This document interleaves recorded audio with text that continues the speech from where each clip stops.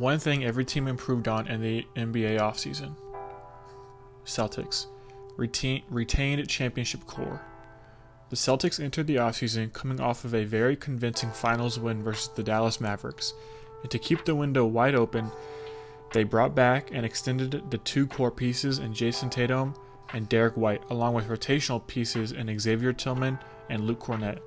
The Celtics are primed to repeat as they reload for another shot at the NBA title. Atlanta Hawks retooled. The Hawks have completely retooled their roster to fit Trae Young again, and they have picked a direction instead of prolonging the dual guard project with Trae and DeJounte that clearly didn't work out. Now they still might trade Trae Young, but they now have more draft capital along with Dyson Daniels, who is a much better and younger fit next to Trae than Murray was. The Nets, new direction. The Nets finally pick a direction instead of being in no man's land, which is the worst spot to be in. The Nets are going full tank, and with their own picks plus 5 extra from the Mikal Bridges trade, the rebuild shouldn't take that long. With multiple starting caliber players still on the roster, expect more trades and more picks coming back to Brooklyn. Hornets, sneaky deals. The Hornets have had a sneaky good offseason so far. They have brought back Miles Bridges on a good deal, and they also acquired Josh Green along with Reggie Jackson in 2 seconds. The Hornets should look to be more competitive this year, with the hopes of LaMelo Ball staying healthy. Expect them to be in the play-in race this year. Chicago Bulls, finally. Like the Nets, the Bulls go rebuild, although it took them much longer than the Nets to do so, and they definitely handicapped themselves by doing so. But the Bulls now have a young core, along with more trade pieces like Vucevic and Levine. The Bulls also signed Patrick Williams to a 5-year extension for $90 million, which I think is a great value, along with acquiring Josh Giddey in the Caruso trade, to really show the fans what direction their franchise is going to take. Although I feel like they could have gotten more for Alex Caruso. But it's good they finally blew it up and they have a certified direction they're going in. Cleveland, they're back. The Cavs re-signed Donovan Mitchell, Evan Mobley, and Jared Allen to long-term deals, so they are committed to the core and they will continue to compete in the East. Dallas Mavericks, improvement. The Mavs have had a great offseason coming off of a finals loss. They have gotten better with the acquisition of Klay Thompson and Quentin Grimes, which I love, not only for the Mavs but also Grimes. But they also got Najee Marshall, and don't sleep on that pickup because it's a sneaky good one. They did lose their best defender in Derrick Jones, but other than that, they got better, which is the goal coming off of a finals loss. Nuggets, still at the top. Even with the loss of KCP, they got Dario Saric, who I think will have a decent role, and they are still one of the teams to beat when it comes to the West. Pistons, they didn't mess up. The bar is low for the Pistons, and you really can't do worse than what they did last season. And they did exactly what they had to do. They had a lot of salary cap with a few options, so they got a player to make them better in Tobias Harris and re-signing Cade and Fontecchio. So we should see an improved team come next season. Golden State, better fit. Losing Klay sucks, but it was time. He had declined the last couple of years. I just don't think he fits it anymore. But adding a better volume shooter in Buddy Hield along with a versatile Kyle Anderson who will be perfect when Draymond is off the court, and the additions with DeAnthony Melton will be perfect for Curry. I don't mind the offseason for the Warriors. Rockets, growing. Keeping the young team together is always good, and they will improve with another year of development with all the young players they have. Pacers, run it back. The Pacers bring back Pascal and Obi Toppin while adding Wiseman. The Pacers feel like they can run it back and be successful, and we will see if they're correct. Clippers, ran its course, time for a new one. Hopefully the loss of Paul George can be mitigated with the additions of Batum, Bamba, and Porter Jr., and the bringing back of Harden. The Clippers roster got more versatile and deeper, and is going for a more Raptor-like championship in my opinion. It's all on Kawhi's health. Lakers, we'll see. The Lakers' main move was signing LeBron and hiring JJ Redick as a new coach, which I believe in JJ a lot and expect a new look Lakers scheme, and honestly feel like we will see an improvement from just having a new coach. The Grizzlies got a center. Even though they drafted Zach Edey way too high, I feel like it's the right move in the type of draft class this year.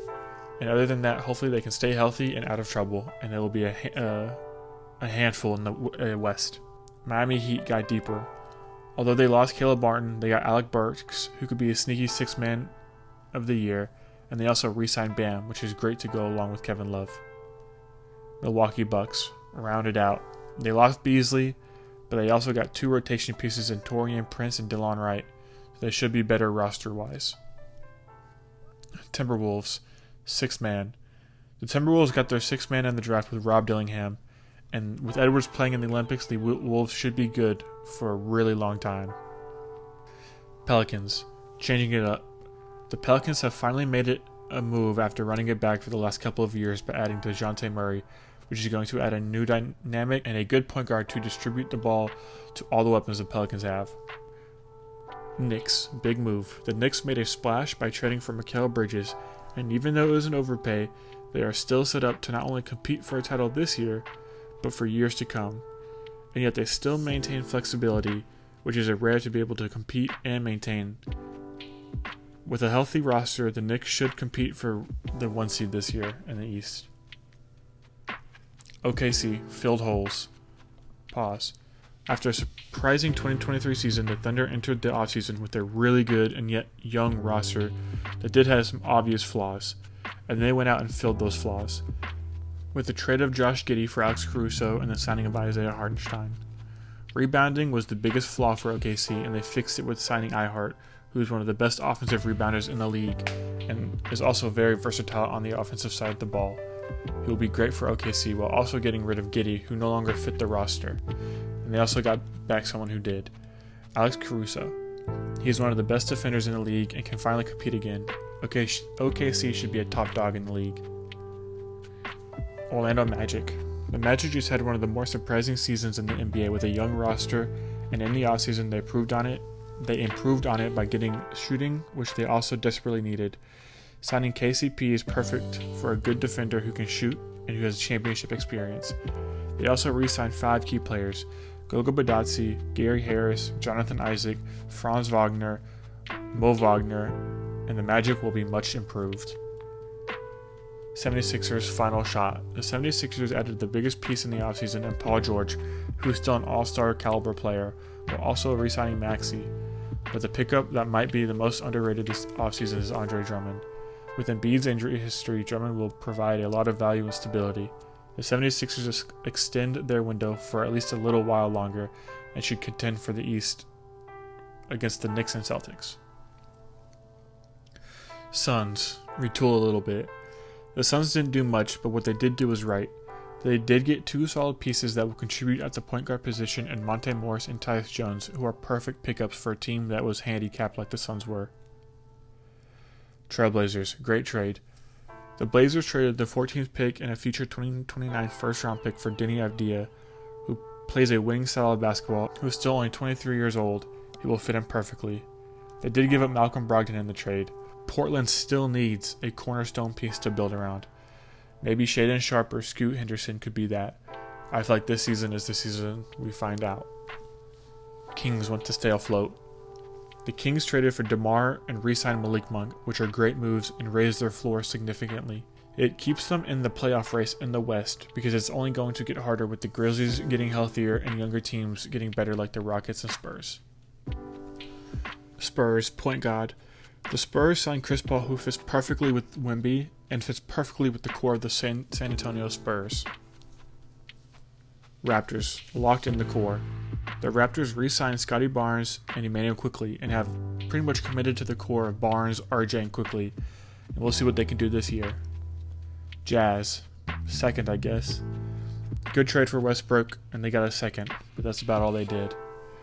And for the Wizards got 3 good role players in Brogdon, Sadiq Bey, and Valanciunas.